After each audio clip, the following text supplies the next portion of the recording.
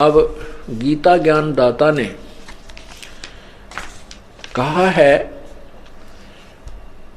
कि तत्वदर्शी संत कैसा है, वो क्या विशेषण है उसके।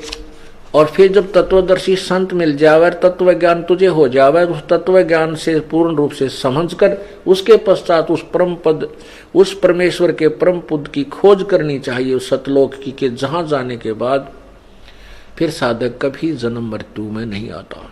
अपनी स्थिति बताते हुए गीता ज्ञान दाता चौथे अध्याय के 5वें श्लोक और 9वें श्लोक में और दूसरे अध्याय के 12वें श्लोक में स्पष्ट करता है अपनी स्थिति के, मैं नाशवान हूं, मेरा जन्म मृत्यु होता है और तू भी, लेकिन अविनाशी तो केवल एक ही परमात्मा है, वहीं हमने पहुंचना है इस सारे ज्ञान को समझकर। गीता अध्याय नंबर 2 श्लोक नंबर 12। न तो ऐसा ही है कि मैं किसी काल में नहीं था, गीता ज्ञानदाता कह रहा था, अथवा तू नहीं था, अथवा ये राजा लोग जो सामने सैनिक खड़े हैं, राजा खड़े नहीं थे, और न ऐसा ही है कि इससे आगे हम सब नहीं रहेंगे। क्या सिद्ध हुआ? गीता ज्ञानदाता कह रहा है कि अर्जुन, तू, मैं और ये सामने जितने राजा लोग खड़े हैं, ये पहले भी जन्म में थे और आगे भी जन्म होता रहेगा अपना, और वर्तमान में भी है। हम अपना, तेरा, मेरा और इन सभी का जन्म मृत्यु सदा बना रहेगा, हम अविनाशी नहीं हैं। चौथे अध्याय, अब इसी दूसरे अध्याय के 17वें श्लोक में कहा है, दूसरे अध्याय का 17वें श्लोक में कहा है कि नाश रहित तो उसको जान जिससे ये संपूर्ण जगत दृश्य वर्ग व्याप्त है, अर्थात जिसने सारे संसार को रचा है। इस अविनाशी का विनाश करने में कोई समर्थ नहीं है, अर्थात कोई और है जो अविनाशी है, गीता ज्ञान दाता से भिन्न है। अब गीता अध्याय नंबर 4 के अब श्लोक नंबर 5 को देखें और 9 को देखें। गीता अध्याय नंबर 4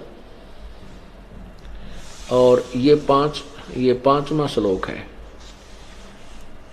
इस 5वें श्लोक का यहां अर्थ है, हे परंतम अर्जुन, मेरे और तेरे बहुत से जन्म हो चुके हैं, उन सब को तू नहीं जानता, मैं जानता हूं। अब 9वें में क्या कहा है? ये 9वें में, हे अर्जुन, मेरे जन्म और कर्म दिव्य अर्थात निर्मल और अलौकिक हैं, दिव्य हैं। इस प्रकार जो मनुष्य तत्व से जान लेता है वह शरीर को त्याग कर फिर जन्म को प्राप्त नहीं होता, मुझे प्राप्त होता है। ये तो इन अनुवादकर्ताओं की नालायकी है। इसका अर्थ ये है कि काल भगवान कह रहा है कि मेरे जन्म और मृत्यु तो होते हैं लेकिन अलौकिक हैं, दिव्य हैं। वो कैसे? जैसे आपको पिछले सत्संग में भी समझाया था कि 7 ब्रह्मा की मृत्यु के बाद एक विष्णु की मृत्यु होती है, 7 विष्णु की मृत्यु के बाद एक शिव की मृत्यु होती है, जो इस ब्रह्म का, ज्योति निरंजन का, गीता ज्ञानदाता का पुत्र है। ये 3 पुत्र हैं, तीनों की ऐसी ऐसी आयु का अंतर है। तो 70,000 जब ये काल के पुत्र शिव मर जाते हैं तो एक सदाशिव अर्थात ब्रह्मलोक में रहने वाला ये काल अपना शरीर छोड़ देता और एक ब्रह्मांड का नाश हो जाता है। और ये एक युग होता है परब्रह्म का, अक्षर पुरुष का। जैसे ब्रह्मा का एक दिन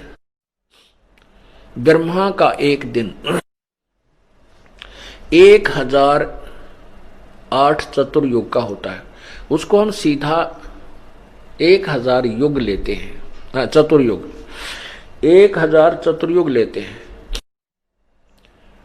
और एक चतुर्युग में 43,20,000 वर्ष होते हैं, ये अपने वर्ष। ये मानव के जो वर्ष हैं ये 43,20,000 एक चतुर्युग यानी 4 युग में, सतयुग, त्रेता, द्वापर और कलयुग, इन चारों में 43,20,000 वर्ष होते हैं। ऐसे 1008 चतुर्युग का ब्रह्मा का दिन इतनी ही रात्रि। इसको हम लमसम लेते हैं तो 1000 चतुर्युग का दिन इतनी ही रात्रि, 30 दिन रात का एक महीना, 12 महीने का वर्ष और 100 वर्ष की ब्रह्मा की आयु, 100 वर्ष की। ऐसे 7 ब्रह्मा की मृत्यु के बाद एक विष्णु की मृत्यु, 7 विष्णु की मृत्यु के बाद फिर एक शिव की मृत्यु, ऐसे 70,000 शिव की मृत्यु के उपरांत एक ब्रह्मलोक में रहने वाला ये काल अपना शरीर, इसकी मृत्यु होती है ऑटोमेटिक। इसका जन्म फिर किसी मां से नहीं होता, ये अपने आप एक निर्धारित समय पर इसका ऐसे ही शरीर बनता है उस परमात्मा के द्वारा, कबीर परमेश्वर द्वारा। ऐसे दुर्गा का विनाश होता है, दुर्गा का फिर ऐसे शरीर बनता है। ये दोनों युवा रूप में प्रकट हो जाते हैं, फिर से ये सृष्टि अपने दूसरे ब्रह्मांड में जाकर के नए सिरे से ऐसे ही रचते हैं। रजगुण ब्रह्मा, सदगुण विष्णु, तमगुण शिव जी की उत्पत्ति करके फिर एक ब्रह्मांड को चलाते हैं। तो जो इस एक ब्रह्म की मृत्यु हुई, गीता ज्ञान दाता की मृत्यु हुई, ये एक युग हुआ परब्रह्म का अर्थात अक्षर पुरुष का। अभी गीता अध्याय नंबर 15 के श्लोक 16 और 17 में आपको अक्षर पुरुष और क्षर पुरुष और ये परम अक्षर ब्रह्म, परम अक्षर पुरुष, पूर्ण परमात्मा की महिमा समझ में आओगी। तो ये जो एक युग हुआ परब्रह्म का, एक काल की मृत्यु होती है जब उसका एक ब्रह्मलोक में जो एक ब्रह्मांड का विनाश होता है तब एक युग होता है परब्रह्म का। ऐसे ही 1000 युग का परब्रह्म का दिन इतनी ही रात्रि। नोट चतुर्युग, यहां चतुर्युग नहीं है। चतुर्युग केवल ब्रह्मा के दिन और रात में आता है और परब्रह्म के अंदर केवल युग होता है। 1000 युग का परब्रह्म का दिन इतनी ही रात्रि होती है। ऐसे ही 30 दिन रात का एक महीना, 12 महीने का वर्ष और 100 वर्ष की अक्षर पुरुष अर्थात परब्रह्म की आयु होती है, उसका भी विनाश होता है। अब इसके लिए आपको 8वें पवित्र गीता जी अध्याय नंबर 8 का सहयोग लेना होगा। किसको समझने के लिए?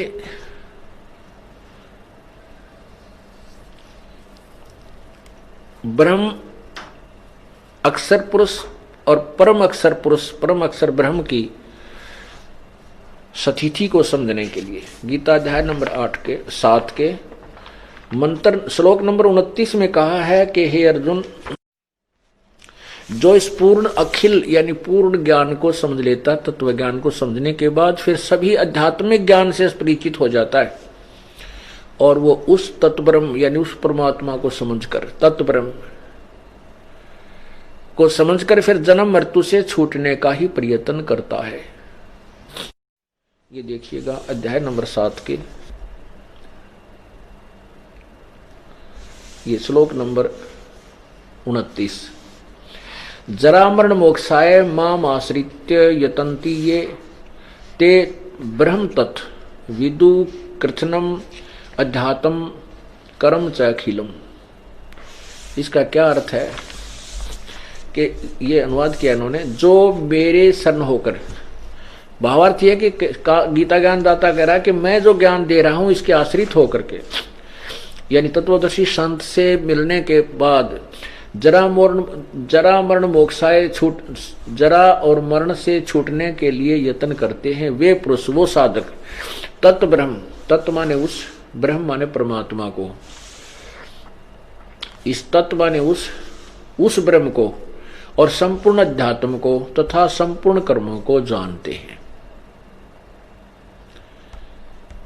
इसमें स्पष्ट कर दिया कि जो तत्ब्रह्म को मेरे इस ज्ञान को आश्रित कर लें, जैसे मैं बता रहा हूं चौथे अध्याय के 34वें श्लोक में कि उस तत्व ज्ञान को तत्वदर्शी संतों के पास जाकर सुन, जो मेरे इस ज्ञान का आसरा लेकर तत्वदर्शी संतों के पास पहुंच जाते हैं और फिर पूरे संपूर्ण अध्यात्म ज्ञान से परिचित हो जाते हैं, तो उस तत्ब्रह्म को जान के, तत्ब्रह्म कौन है ये 8वें अध्याय के प्रथम और तीसरे मंत्र में स्पष्ट होगा। उन सबको जानकर फिर वो जन्म मृत्यु से ही छूटने का प्रयत्न करते, यहां की किसी वस्तु की इच्छा नहीं करते। ये देखना 8वां अध्याय अथ 8वां अध्याय प्रथम अध्याय में कृष्ण अर्जुन ने पूछा कि हे पुरुषोत्तम किम तत्ब्रह्म, पुरुषोत्तम तत्ब्रह्म किम, हे पुरुषोत्तम वह ब्रह्म क्या है, तत्ब्रह्म क्या है, अध्यात्म क्या है, कर्म क्या है। तो इसका तीसरे में उत्तर दिया है गीता ज्ञान दाता ने। इस तीसरे में उत्तर दिया है परम अक्षर ब्रह्म है, परम अक्षर ब्रह्म है। अब हम इसी का आपको दिखाते हैं 8वें अध्याय के 16वें श्लोक में। 8वां अध्याय 16वें श्लोक में लिखा है कि आप ब्रह्म भोनाथ लोका पुनर्वर्ती न अर्जुन माम उपेतु कौनते पुनर्जन्म न विद्यते। इसका अर्थ ये है कि ब्रह्मलोक तक सभी लोग विनाश में आते हैं, पुनर्वृत्ति होती है, जन्म मृत्यु होता है, और मेरे माम उपेत मुझे प्राप्त होकर भी कुंते पुनर्जन्म है। न विद्यते का अर्थ यहां पर इन्होंने किया है कि जो नहीं जानते। इसका अर्थ होना चाहिए न विदित, जो इस बात से परिचित नहीं है वो मुझे प्राप्त होकर भी जन्म मृत्यु में ही रहते हैं। इन्होंने क्या किया है, अर्जुन ब्रह्मलोक पर्यंत सब लोग पुनर्वृत्ति में हैं। हमने सिर्फ इतना ही देखना है कि ब्रह्मलोक तक भी नाश होता है। ब्रह्मलोक तक नाश होता है तो पूरा ब्रह्मांड विनाश में आता है। अब यहां 17वें अध्याय में देखो ना, अध्याय नंबर 8 के मंत्र नंबर 17 में स्पष्ट किया है कि सहस्र युग पर्यंत अह यत ब्रह्मणे विदु ब्रह्मणे, और रात्रि में युग सहस्त्रांतम ताम ते और रात्रि विदजना। इसमें कहीं चतुर्युग नहीं है। सहस्र युग माने 1000 युग, इसमें चतुर्युग नहीं है, केवल सहस्र 1000 युग है। इन्होंने ब्राह्मण का अर्थ ब्रह्मा कर दिया, नहीं। ब्रह्मण होता है बड़ा भगवान। जैसे ब्रह्म से नेक्स्ट जो भगवान है, ब्रह्म से जो बड़ा है, इसके दो, क्योंकि कुछ ऐसे शब्द होते हैं जो उसके सेंटेंस से ही समझ में आते हैं।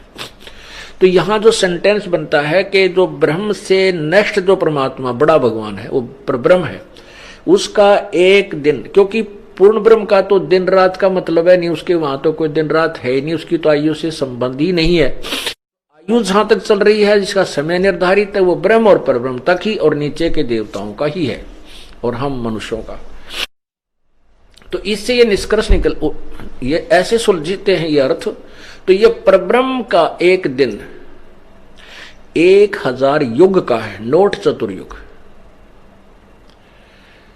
इन बातों से हम निष्कर्ष निकालेंगे, क्योंकि गीता एक बहुत ही पवित्र सदग्रंथ है और इसमें बहुत ही गूढ़ ज्ञान है, और इस गूढ़ ज्ञान को समझने के लिए तत्वदर्शी संत की ही आवश्यकता पड़ती है, और बाकी इसका अनुवाद नहीं कर सकते। ठीक है, शब्दों का अनर्थ करके चाहे वो किसी तरह गढ़ दिया इन्होंने, और अभी तक जनसाधारण को मूर्ख भी खूब बना लिया, क्योंकि जनसाधारण को स्वयं ज्ञान नहीं था। अब टीचर गलत पढ़ाता है तो विद्यार्थी क्या समझे, 1, 2, 20, 100, 1000, लाख टीचर ही गलत पढ़ा रहे हैं किसी अध्याय को, तो विद्यार्थी सेट हो जाती है, चाहे वो भले ही गलत है। अब जो सही टीचर आता है फिर उसको ठीक कराता है, फिर उनके सामने प्रत्यक्ष करता है, तो वो उसको ठीक समझ लेते हैं। तो इसमें इस परब्रह्म का एक दिन 1000 युग का है और इतनी ही रात्रि होती है। और कहते हैं जो इस प्रकार उस सब ज्ञान को समझता है, दिन रात को जानता है, वो सही ज्ञान का यानी ज्ञान के जानने वाला है, इस काल के विषय में परिचित है। इसका अर्थ ये है।